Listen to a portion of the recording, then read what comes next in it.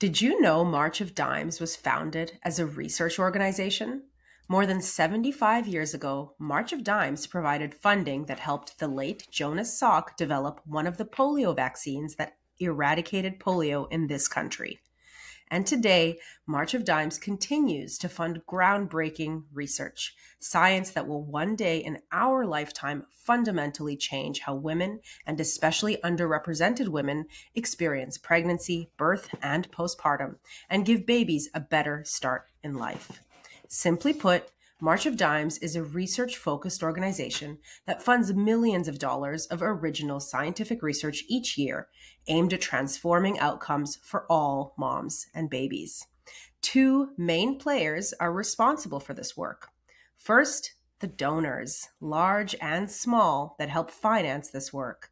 Second, March of Dimes scientists working in universities and hospitals around the world to solve this maternal and infant health crisis.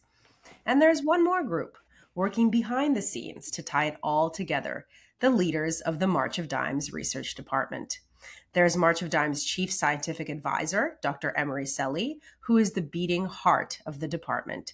He has previously appeared as a guest on this podcast. And then there is March of Dimes Senior Director of Research Operations, Jonathan Cherry, who is a ubiquitous presence both inside and outside the halls of this organization, helping make science work every day. If you're a researcher, chances are you've met or spoken to John, and chances are that he helped connect you to whatever you needed. Around here, John is invaluable, helping everyone do their jobs a bit better and making science work the way it should. And he joins me today to talk about his work so researchers can better do theirs. Today's episode is about March of Dimes grants, the type of research March of Dimes funds, the selection process, and more. The views expressed on this podcast may not represent those of March of Dimes or its staff. Information presented on this podcast is not medical advice and should not be construed as such. When in doubt, seek competent medical advice. Now, on with the show. Jonathan Cherry is Senior Director, Research Operations at March of Dimes. He is also a friend. He joins me from Ohio. Hi, John. Thank you for coming on. Hey, Alessia, what's going on? Not much. It's good to have you on. You've listened to every Modcast episode and seen every Modcast episode. Now you're going to be looking at your face reviewing this episode. It's not possible. It's not possible. Yeah, I have seen every episode, and you've done a great job. And I'm always recommending it to people just because of so much, not just good work that goes into it, but so much good science that comes out of it. Well, John, my first question is a personal one. Uh-oh. Why did joining this organization appeal to you? What is it about this place and research for moms and babies in particular that caught your attention? What are you doing here, John? Why here? Why here? Why now? Why me? Right? Yeah, it's a good question. Exactly. So I started in scientific research in the mid-late 90s. And what I found out was I actually was part of a March of Dimes research lab studying Down syndrome, trisomy 21. And I'll be honest, I didn't actually know that. Flash forward about 20 years, I was teaching a course in reproductive biology in Woods Hole. And one of the folks who was a student there, who you mentioned earlier, gave me a call. And I had been working in research for quite some time. I'd been doing the administrative side. Basically, I discovered that I was good at the bench, but I was better behind the scenes, taking out trash and doing the things that make the science work. He called me up and said, hey, we need somebody like you. The research department needs to sort of be not reorganized, but maybe refined operationally. And I came on board. Of the people in March of Dimes, it's kind of interesting. I'm not mission affected. I feel very fortunate in that case. I didn't expect to end up here. If you had asked me, I had just come out of working in the DoD, so I was doing something very opposite of this place. But honestly, the history of the organization, the history of research, and going through all of the stuff that we've done over the past 85 years and the stuff that we've funded, you mentioned at the beginning with the Salk and Sabin vaccine, all the way through till now is there's a huge corpus of information that's super exciting. And I want people to know more about that. And how long have you been with the organization now? You mentioned that you got a call to join the organization from a former student. Now he is the chief scientific advisor of March of Dimes, Dr. Emery Selly. He called you personally and asked you to join. How long ago was that? How long have you been with the organization, and what have you learned and done since you've been here? Yeah, it's a good question. So I say it's a call. He actually reached out to me on LinkedIn, which is, I mean, that's where I tell everyone to come and find me. I've been here about 2 years. I learned that we had a long history of funding really impactful science. I first went back to sort of a spreadsheet that we had that gathered all the information about all the researchers and took a look at who was who. And I knew a lot of the names on the list, including, as I found out, one of my own labs, which was interesting because, again, we didn't really talk about it when I was in the lab, but it's kind of interesting to know how deep and wide the reach of March of Dimes is. So that was probably the first thing, was going through that list, like, I know that person. Oh, I know that person. Oh, I know that person. Oh my gosh, really? And then you look around the field now, and March of Dimes has funded folks who are running the NIH, who are the heads of a lot of departments that we work with. We funded them when they were, early scholars, when I would say nobody knew them, when they had great promise, but we took a lot of good scientists and made them better. And what has been your primary role in the last 2 years here, John? Herding cats. No. So I think I would say building back, right? So we at the March of Dimes have that long history that I talk about, but you can only go so far looking backwards, right? So you don't drive your car looking in the rearview mirror. You acknowledge where you've been, but you really kind of get a sense of where you want to go. So narrowing our focus on the things that we can accomplish, narrowing down to the things that we think are critically important, and then not avoiding the rest and not doing the rest, but really saying these are the things that we know will make a difference in our lifetime. So that, fundamentally was one of the shifts that I think Emery led the charge on. And I just took up the mantle and ran with it on a day-to-day basis of the focus or shift to more translational research. That's not saying that we don't do mechanistic science. That's not saying we don't do foundational science or discovery science. But a lot of what we're doing is focused on translational. And I know I suspect you're going to ask what translational is, but what I will say is, in my frame of mind and my reference point, there's a lot of stuff that happens at the bench that never goes out, right? So we have a lot of, in a former life, I called them trophies, right? So we've got a lot of good funding. We've got a lot of good little widgets, but they never become tools that people can use. And I think one of the things that we are trying to focus on now is moving from trophies to tools, from practical understanding to practical application, from a thing or an idea to an actual life saved. And I think that's a big part of it. In the short time that I've been here, we've probably spent most of our time making sure that our internal house was in order, so that we could really double down on funding good science, right? There were a couple of loose ends and skeletons in the closet that we needed to find, locate, and deal with. We've done that, and we are rocking and rolling right now. Well, let's rock and roll and get into the crux of this episode, the grants that March of Dimes makes available to researchers at all levels of their careers. Now that the house is clean and the skeletons are gone, and we're going to make promises that we can keep and keep the promises that we make, let's talk about the different grant vehicles that we have available. And I want to take a second first to distinguish these grants, which is funny, the money that we make available to scientists, from two Lifetime Achievement Awards that we also have, which are not scientific grants. Those are just Lifetime Achievement Awards. We do offer those, though, and I want you to take a couple minutes to talk about those. The first is the Agnes Higgins Award in Maternal Fetal Nutrition, and the second is the big prize, the March of Dimes Richard B. Johnson Jr. MD Prize. These are awards that are not tied to research aims. Can you tell me a little bit about these two? I sure can. So two things. The I'll go with the last first and the second last. Maybe we'll see what Sure, happens go here. with the heavy The hitter, biggie. prize. Actually, no. I'll start with Agnes Higgins. So the March Times Agnes Higgins Prize Curveball. for right, winging it. I'm not following a script now. The March Times Agnes Higgins Prize in Maternal Fetal Nutrition honors a researcher, or usually it's a pediatrician or somebody who's been in nutritional science, who has fundamentally changed our relationship with food or nutrition and a healthy life course pregnancy. So Agnes Higgins was the head of the Montreal dispensary.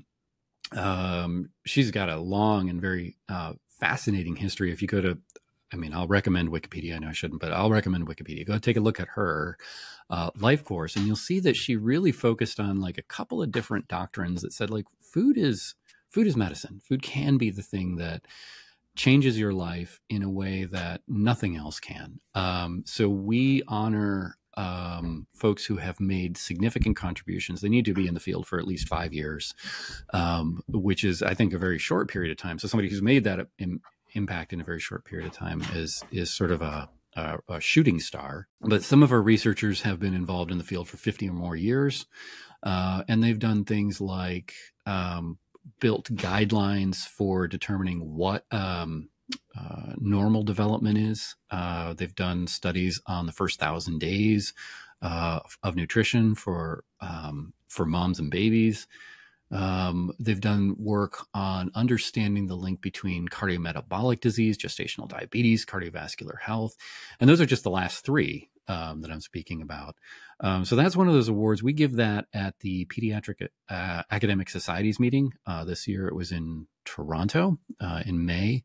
And we present that and give the award there. The awardee usually comes in and gives a talk. This year was standing room only. In fact, I kind of had to give up my chair.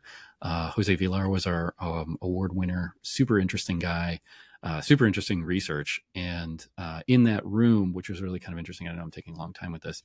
In that room were many March of Dimes board members, PRC researchers, and then other friends and fellows that I've seen in other areas from March of Dimes, but not just March of Dimes. So super interesting award. It doesn't necessarily seem like it fits, but it does, because nutrition is so important. Yeah. Oh my gosh. Yeah. Healthy moms lead to healthy babies. And a lot of people wonder, like, what is it that I can actually do? Right. So we get these, right. And I'm going to that I can understand. That's simple. Nutrition. Yeah. So that's the thing, right? Like, and I'll take a sidebar here for a sec. One of the things that you can control is what you put in your mouth in some cases. And I know that there are folks who don't have access to food. I get that. They don't have to access to the high quality nutrition that they might want or need. But it is like, this is an act that you can control in some instances. But that's just one part of it. And if I can tell somebody or help somebody understand, like, this is good, this is not so great, gosh, that's such a win, versus, okay, so all of the genetic things that you have no control over, and all of the, lifestyle things that you have no control over, that it just becomes completely overwhelming. Nutrition is probably one of the easiest things to make a big impact. So I really like seeing that award. The March of Dimes Richard B. Johnston Jr. MD Prize is actually given in honor. Originally, I think it was the Salk Prize, and then it was renamed for Richard B. Johnston Jr. MD, who was he was the first medical officer, or not first medical officer. He was one of the medical officers for March of Dimes, pardon me, and was instrumental actually in the folic acid supplementation campaign. I talked with him about it. He's a professor emeritus at University of Colorado School of Medicine. Super interesting guy, super nice guy. And he told me the story about how he would go back and forth to the Hill as this bill was being signed for folic acid supplementation, and talking about the neural tube defects that were happening and the discoveries that they were making. So the award is given in honor of him. It is largely, it shifted from a general biological prize or a research prize to developmental biology. We've taken it back out and we sort of opened the scope to folks who have a lifetime achievement, basically, in changing how we understand pregnancy parturition. And last two ones have been focused on environmental impacts, largely genetic, epigenetics, environmental impacts on things like plasticizers, hormones, endocrine disruptors. So these are all words that I think you probably will talk about in your podcast later if you haven't already.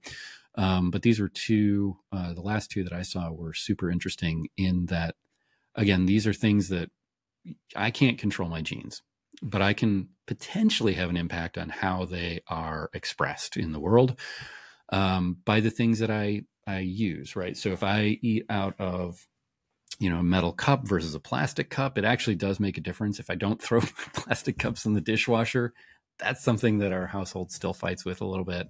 But these are some things that, there's direct connections between the work that folks like Dr. Bartolome and Dr. Hunt did and what we are experiencing in the world right now and how we understand those impacts. So, yeah. Well, thank you for providing an overview of those two awards. I don't think that Modcast has ever interviewed an Agnes Higgins winner. Oh, we can make that happen. We interview a lot of our PRC scientists on Modcast, and our PRC stands for Prematurity Research Center.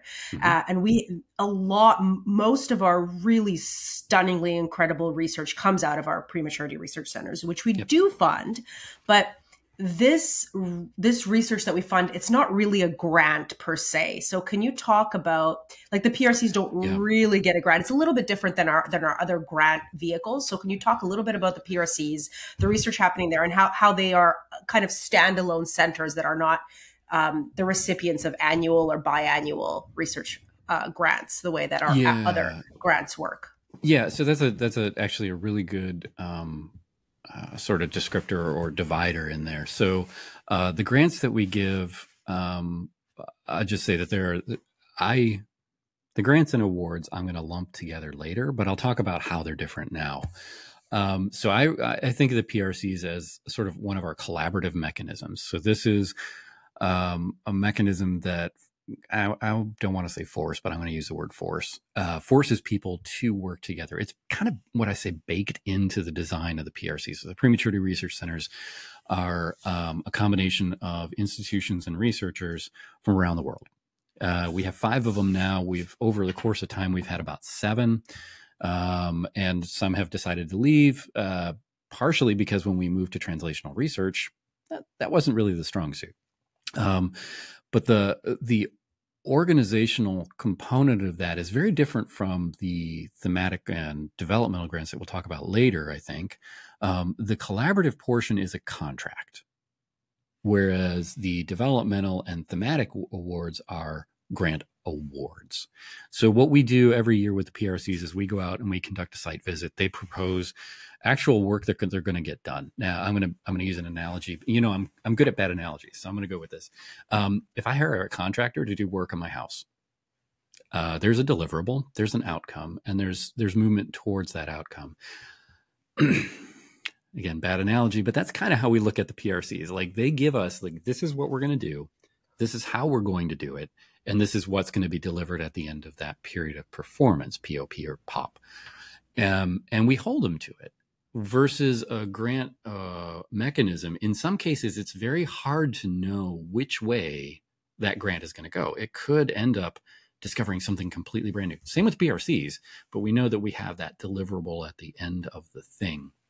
So that's one of the biggest differences between it. The other one is, again, collaboration is baked into it. So we have themes within the PRCs.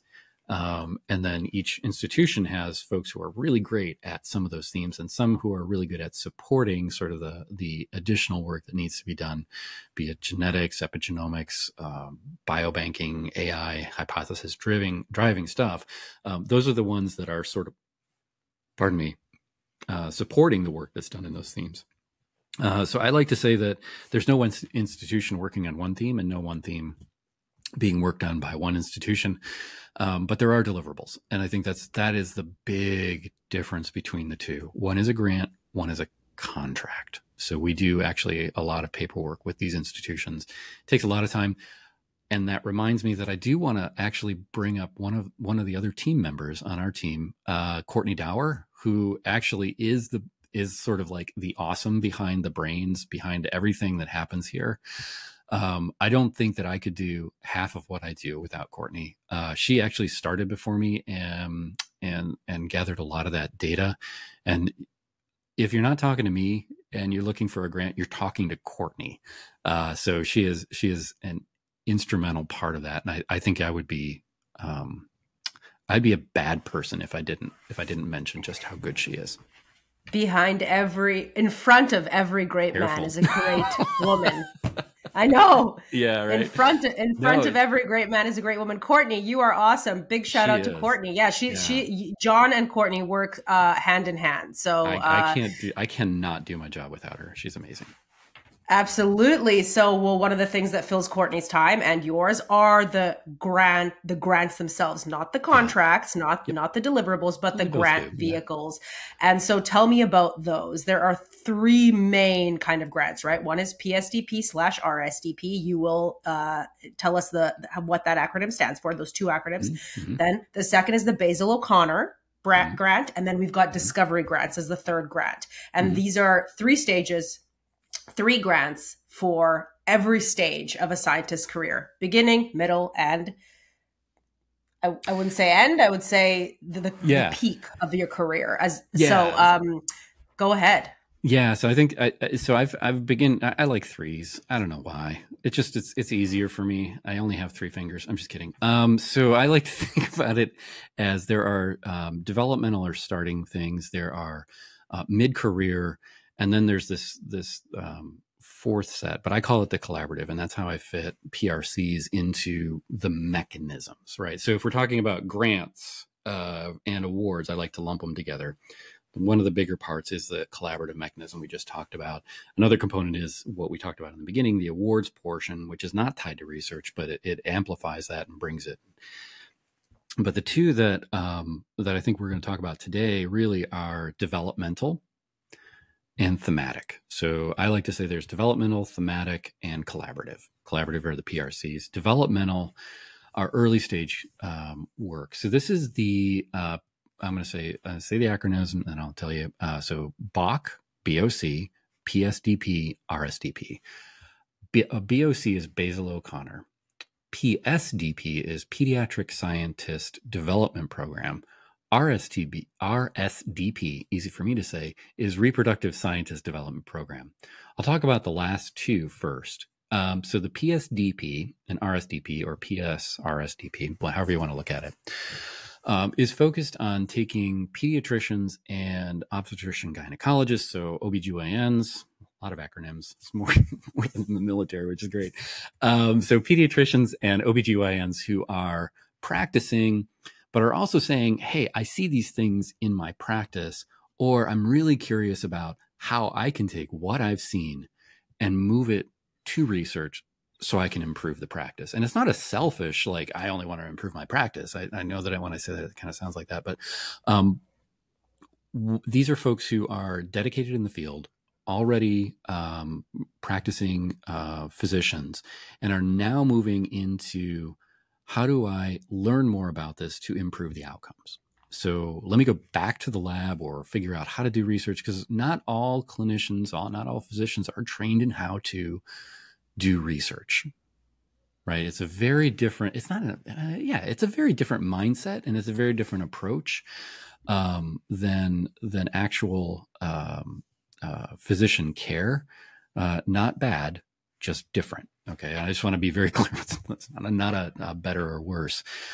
Those 2 programs we partner with. So RSDP we support and is run through a program. It's actually its own freestanding program, I believe now. Danny Schust out of Duke University and Amanda Haflin, also out of Duke, are running the program. They've moved around a little bit, so I'm trying to remember where they are. But we go and support these folks who are the OBGYNs going into research fields. They present at a lot of the meetings that we attend and just some really great work coming out of there. If you take a look at the RSDP, go to their website, take a look at it. You'll see PSD Pediatric Scientist Development Programs run by Dr. Permar out of Cornell Whale, and she are running a program that is, I believe it's partially funded by the NIH. We sit in a position where we look for pediatricians who are going into research who are aligned with the March of Dimes mission, right? So if you're wondering what the March of Dimes mission is, we're very good about talking about it on our website. I would recommend you go there. But I would just say that we usually get a scholar every 2 years. That's the sort of the contract funding.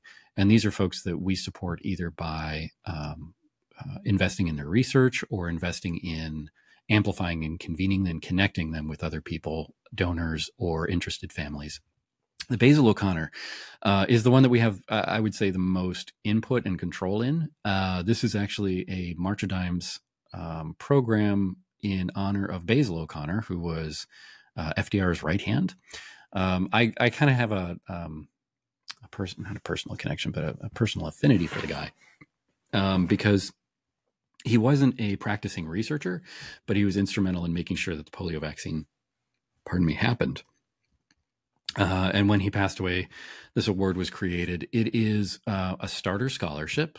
So these are usually PhDs, MD PhDs, or MDs who are early in their career, within 4 to 9 years from graduating or having their last, like, I'm finally out on my own.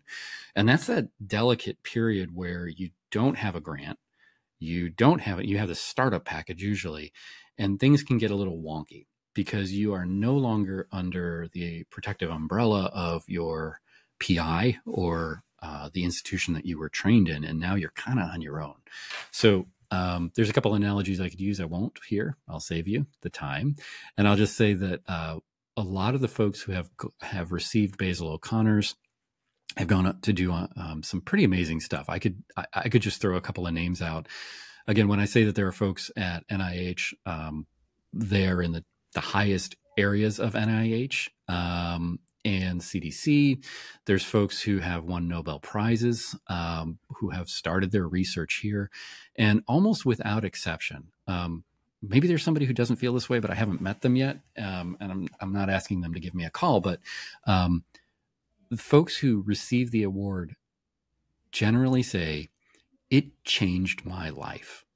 It was the single award that set me on a trajectory towards what I'm doing right now." And I think it's a testament to picking early and picking well, right? So I know I have a suspicion that we're going to go into how the grants are selected, but I think that is one of those things that we've done a pretty good job of in the past, and we hope to continue that in the future, is just making really good investments.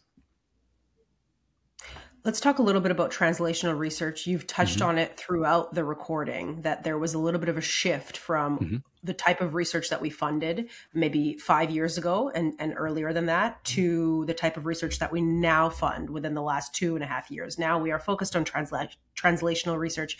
Tell me, what does that mean? You talked a little bit about it already, but if you can tell me again, what does it mean? And does all of our research have to be translational?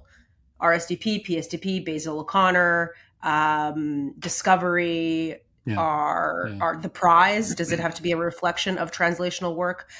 How serious are we about translational, and what does it mean? Why do we care? Yeah, wow, you got a lot there. So I'll start with the simplest one. I know it when I see it, and I know what it is when it's not there, right? So translational research is a delicate. I want to say it's a delicate word, because it turns, in research, it turns some folks off, because they say, well, you're just looking for the outcomes, and a lot of the fundamental stuff that happens to lead to those outcomes, and some of the greatest discoveries that we've had in the history of humans working in science have not been focused on the outcomes. They've just been people kind of working in the lab, right, and discovering something really interesting and kind of pursuing that. There's a time and a place for that, and I think there's space for that at March of Dimes. But what we've really leaned into is saying that's fine. And that's a part of what we do. But we hadn't had something in the past that, or at least since the vaccine, I think, we really hadn't had anything that said, it's not getting better, it's getting worse, and we have to do something about it. We are the one institution that can do something about it. And it's our job and it's our imperative to make sure that we have an impact, right? So what does that mean? That means, as I said earlier, like the tools, not trophies, the thing at the bedside, not just in the laboratory. And the hard part of all of that is that transition over, the chasm or the valley of death or whatever they call it, where things fall out for sometimes very good reasons, for sometimes very terrible reasons they fall out. But moving not fully away from foundational research, but more specifically adding in a component that says outcomes are really important. Manuscripts are great. They tell you that you're making progress. We use them as a proxy for progress, right? But if you can move that to something that saves a life, holy smokes, like who can't get behind, honestly, who can't get behind saving a baby? I don't know. I like babies.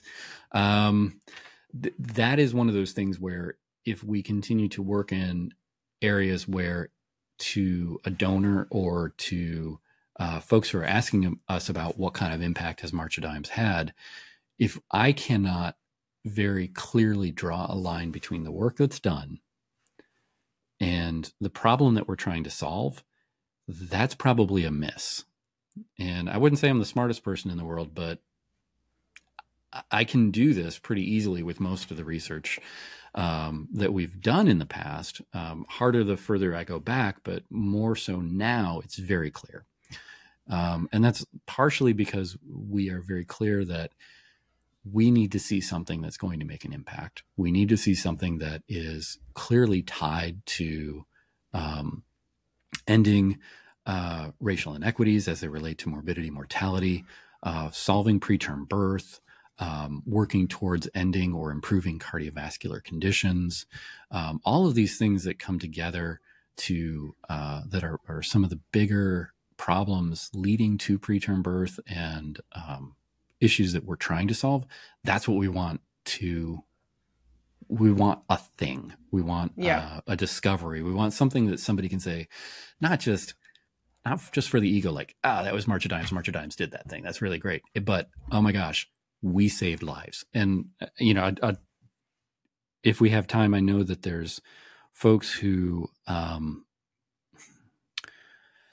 I met somebody who had polio, right? So it was probably one of the last folks who had polio. And he called me early on in my career here, or my time here, and shared with me why he still supports March of Dimes, even though we don't work on polio.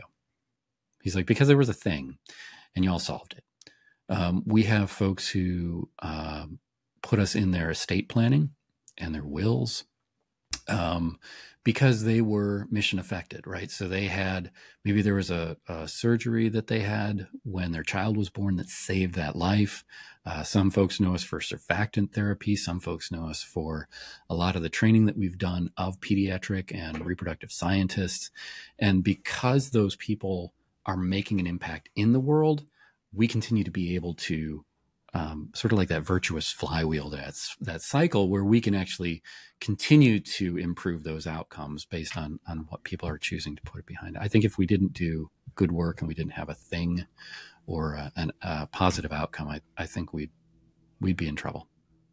Yeah, absolutely. The time is now. And I heard you mention three kind of themes, and I wanted to clarify if these are the themes that the discovery grants have to focus on, as well as the Basil O'Connor. You said cardiovascular conditions, Yep. You said preterm birth, and you said racial inequities. So Yeah. if I were a researcher and I wanted to apply for a Basil O'Connor or discovery, depending on where I was in my career, and I thought, what bucket am I looking to fill here? What theme, what topic? Are those the three main topics? We've done an inordinate amount of work on the website to make sure that it is relevant and updated, at least the research portion. I don't have control over the other parts.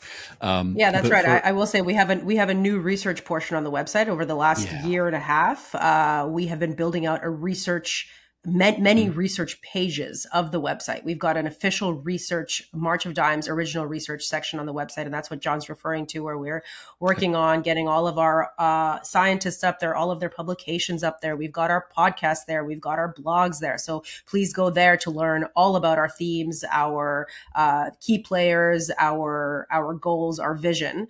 But and John will summarize that now. Yeah.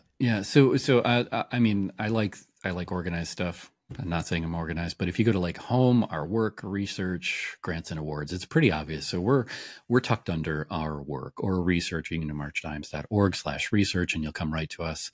And I'm looking right now over on the side screen, so it's going to look like I'm looking off here a little bit, to the Discovery Awards. So I think these used to be called individual investigators or preterm research grants or whatever it was before us. Now they're Discovery grants. And here it says proposed research should focus on one of the 3 priority areas. Now, I think it's important to say we at March of Dimes believe that foundational to any of these themes is equitable access to care, right? So there are folks in this country who don't have access to care, who are, for many, many unfair reasons, not able to get the quality and care that they deserve, that everyone deserves. And so the outcomes are disproportionately bad. So we use that as sort of the foundation for it, for these 3 themes. The first one is spontaneous preterm birth. So it focuses on the prevention, diagnosis, and treatment of disorders leading to spontaneous preterm birth. They should have the potential to improve the care of the child for the mother and baby. The second theme is racial inequities as they relate to morbidity, mortality, and access to care. So for that, we would be looking for things that are focused on the physical, mental, and psychological health of moms and babies. And also these proposals should aim for a tangible solution to these issues. And then last, cardiovascular health conditions developed during, or that's my word in there, exacerbated during pregnancy, things that get worse, right? So these also ways that we can understand, mitigate, treat, predict, and prevent the development of these cardiovascular diseases. We tried to lay things out very clearly on the website as far as like, if you have questions, these are the places to go. If you are wondering if you're eligible by where you are, who you are, as far as like where you are in your academic career or your institution, we spell it all out. We tried to make this as painless as possible. Writing grants and proposals is painful. We try not to make it any worse than it already is. So that's where I would go for that. Those 3 themes tie into the strategic goals of the March of Dimes as they stand today. We don't make a whole lot of changes in those because our mission is not changing drastically. We are just refining it, and we're just trying to say where we had something that was very separate, we're now saying that's foundational to everything. It is a massive problem that we've got to get in front of. And there's a lot of other organizations that work in maternal infant health. But I think we are uniquely poised to make an impact. We are not better or worse than them. We're just poised differently. We work with all of these folks. There are endowed organizations that are working in this space. There's NIH, CDC, NSF that are working in these spaces. Maybe not NSF, I'm sorry. Their funding mechanism and their imperative and their organizational goals are slightly different, but we're all harmonizing, right? Harmony isn't the same note. Harmony is like 2 notes that play well together. And so I think we do harmonize a lot with these other organizations. So you talked about the types of grants that we offer, the themes and topics that have to be addressed in order to be considered and be a winner. And what about the selection of winners? Everyone wants to be a winner. How are winners selected? How does that happen? Is the process fair and objective? Who makes the choice about who wins? Who will be awarded? Basil O'Connor, Discovery, PSDP, RSDP, and let's even get into Agnes Higgins and the prize. Sure. One question at a time. So I'm going to try. Okay. So how does the selection process work? As I mentioned at the beginning, we discovered that we know a lot of people, right? So one of the things we try to do here is not fund our friends. And I think that's super critical. I'm going to have you say that one more time, John. Yeah, we do our best not to fund our friends. And I think that's again, very critical because both Emery and myself and a lot of the folks who work in the field, it's a small field. It's a shockingly small field. And having run that course in Woods Hole, there's a lot of people who are now in positions where they're looking for funding, or their students are, and that makes sense.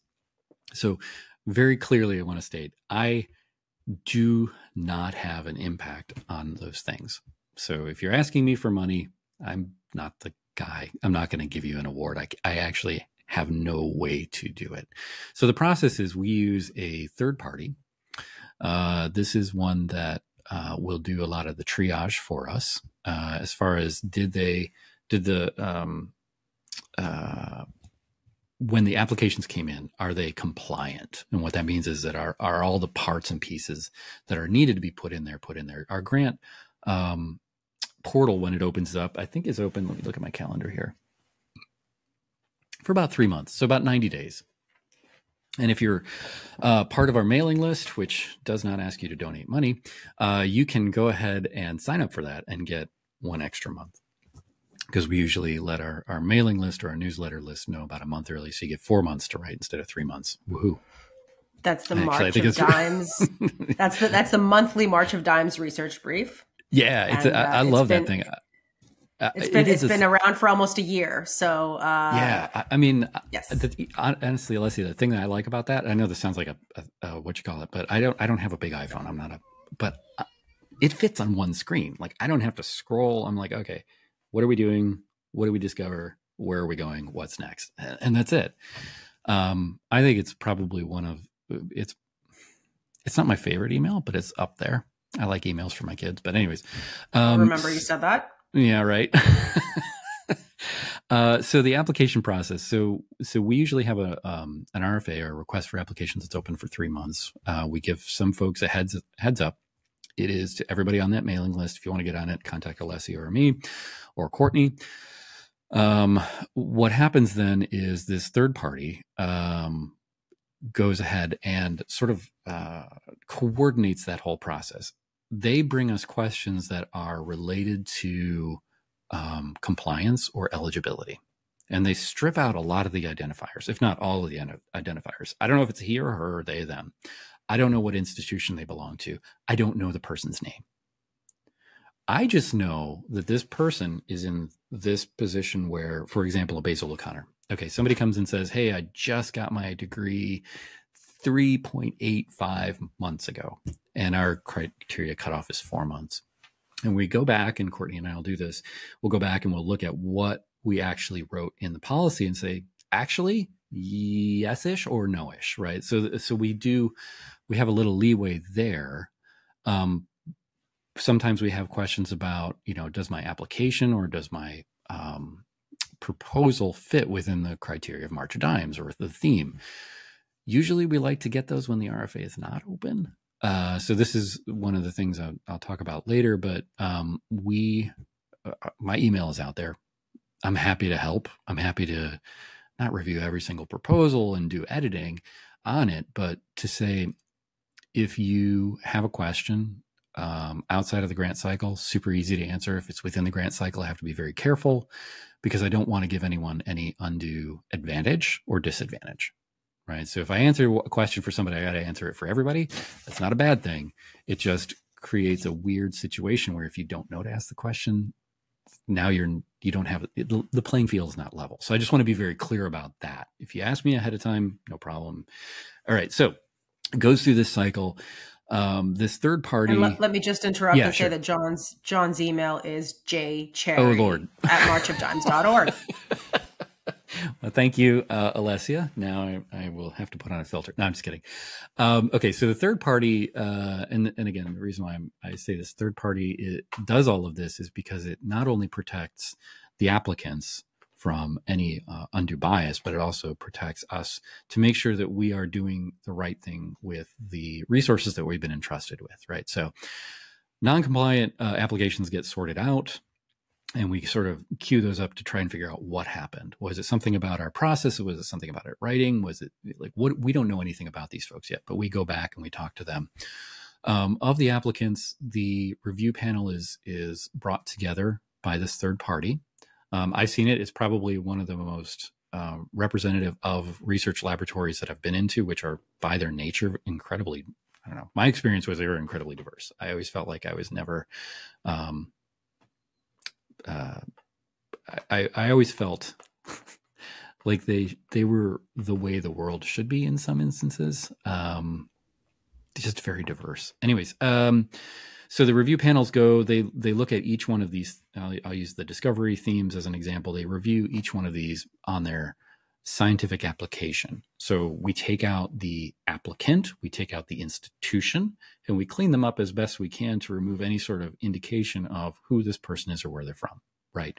And I think that's important because if you're just looking at the work to be done, it shouldn't matter who or where that person is, in the sense that good science is good science. Like we'll find a way to make it happen. Once you start to put the other parts in, it can sort of influence like one over the other. Okay, so those get scored, numerically scored based on the review panel. We get blinded numbers. In fact, we only get the numbers of the applications, so we don't know anything about the person. I think we might get the title. I have to look and check on that. But we don't know. There's very little we know about, again, the applicant themselves. So if you're like, hey, I submitted my application, honestly, I'll be like, cool, thank you so much. If I get a spreadsheet, I don't know, I don't know who you are. And I mentioned this. I talked to somebody within March of Dimes yesterday, and they said, really, you do all this? I'm like, yeah. They're like, that is great. Not a whole lot of places do this. I talked to one of our partners over in Research Triangle. I won't mention them by name, but we at a conference met and talked about how our application process is very different from theirs. They're an endowed fund that works in a similar space for early scientists, and they are now moving more towards what we're doing. So I think that's a good sign that we're doing the right thing. This is not all John Cherry. This is not all Courtney. This is actually in partnership with that third party that has a big push to make things and access to this funnel of applications very equitable. So we make sure that we open that funnel, that top of the funnel, as wide as possible so that we don't unintentionally exclude anyone from the selection funnel, right? So we bring in as many as possible. In that selection funnel, we remove as many things that would impact a decision other than the science. And out of that bottom, we usually get numerically ranked applications, and we usually pick the top ones. We look and then we are able to see like how well does this align. We can look at the reviewer's notes, and then we go and we select from there. So it is as blinded as possible. We get recommendations, and unless somebody is doing research that you'd be like, I have no idea why we're looking at buttons on octopi. Like that makes no sense to preterm birth. First thing that came to mind. That's not something that we're going to fund. But if somebody says, I figured out a way based on my past research or new research that will, I don't want to allude to other modcasts, but like there's a thing in your body that you can't change that impacts your risk profile for preterm birth. And because of that, now we can treat your risk because this thing impacts this thing, like one or two things away. Not just can I get excited about that, but that feels like something that within my lifetime and maybe within my tenure at March of Dimes could really change the numbers of preterm birth. That's massive. That's huge. Those are the kind of things that we want to take a look at. Okay. What is one thing that you want a prospective applicant to know, whether they've applied to March of Dimes 5 years ago, whether they applied to the 2024 Basil O'Connor, or whether they've never applied and just now listening to Modcast heard that, hey, you guys provide grants and I'm working in this field. What's one thing that you want anybody who is submitting a grant, an application for a grant to March of Dimes to know? Is there anything you want them to know? Yeah. So we're still here. We've always been here. We continue to be here.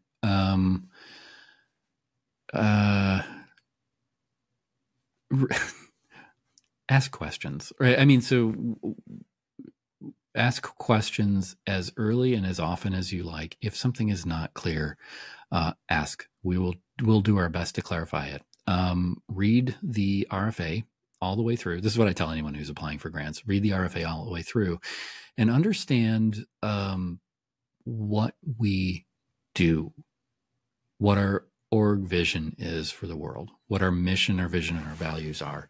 And if that is something that gets you excited, and or you see like that is the thing that my research uniquely ties into, or even, and this is kind of interesting, I have a dual use, a thing that does a conceptual thing. I think it could apply to March of Dimes. Those interesting ties that are going to sort of open interdisciplinary work that leads to translational work. Those are the things that we want to see. And those are the things that I could offer. It's not personal if you're not selected. It is not personal. We don't look at your past application and go, wow, this person again. We don't do that. We want to see people develop and become the best scientists possible. We want to end preventable preterm birth. We want equitable access and access to high quality care. And we want to make a change in the world. And I think if that's you and you think that way too, you should probably apply for one of our grants. That was wonderfully said. Well, speaking about making a change in the world, what is one piece of research happening at our organization right now that you are very excited about that maybe has the potential to make a change for mothers and babies? How much time do we have? Not much. 30 seconds. Okay. Okay. Shoot. One thing. Okay. Honestly, listen to Modcast. There are 2 episodes that tie together that I am super excited about. I think the way that we use artificial intelligence to test large sets of data and generate hypotheses that are then testable to see if there's a there, I think is super exciting, especially in this field. And for anybody listening, that's any episode with Dr. Marina Sirota, Dr. Brice Gaudier, or Dr. Nima Agaipour. Okay, yeah, those UCSF are the AI and Stanford PRCs. Those are the AI machine learning guys. Yeah, those are the AI ones. I think that there's some work coming out of Imperial that I'm pretty excited about. That's supported by, quite honestly, and this is where the PRCs are interesting. It's supported by everybody else. Like there's no one researchers that's discovering this thing. They're all kind of glued together. I'm super excited about our Basil O'Connors, our new ones. I think you're going to be talking to them soon. Shruti Mahalingam, I think was the. Oh gosh, I hope I get that name right. But she did some stuff with the Apple Watch and Apple Health, which showed sleep patterns. There's some folks that we've got working on quality of sleep and quality of nutrition in pregnancy. Again, things that you can understand and have an impact in your own choices in life. I think those are the things that I'm most excited about right now because it can. When you think about all the levers that you could pull, the ones that have the biggest impact are often the ones that you have very little control over. And that's frustrating. So, but the little levers that you can pull added together, you can make some pretty smart choices about how to impact all of a healthy pregnancy. Yeah, and one of the modcasts coming out is with Dr. Sarah England and Dr. Nima Agaipour about watch that measured sleep and exercise. And both of those things arguably are in our control, sleep and exercise. And talking about little levers versus big levers, they found that women who sleep and move more in pregnancy reduce their risk of preterm birth by something like 50%. So that's a big lever. That's a big, big lever that you can pull just with your own individual choices. Obviously, it's sometimes difficult to eat well and to sleep well and move a lot. But still, our researchers are finding that a lot of the things that we have some control over actually make a massive impact in risk for birth outcomes. So I want to correct the name that I said. I said Mahalingam. There was somebody else that I used to work with, Sruti Mahalingaya, over at in Boston, did the work that I'm excited about. But fantastic researcher. Well, so John, it sounds like we're on Modcast. Oh, okay, great. Introduce us. Yeah, I will. All right, cool. So John, it sounds like the one piece of research that you're most excited about is everything that's happening here at March of Dimes. And I agree. There's a lot of really great stuff happening. Yeah. Many thanks to you and Courtney for arranging for perfecting a process where these researchers can apply and have their work funded and contribute solutions to this problem facing us all. Agreed. Well, I appreciate that. I'm just the conductor. I'm not the train. That's Jonathan Cherry, Senior Director, Research Operations at March of Dimes. John, a true pleasure as always. You are illuminating to hear from and fascinating to interact with. Thank you for all you do. Come back anytime. And I appreciate it, Alessia. Thanks for the opportunity. Thank you.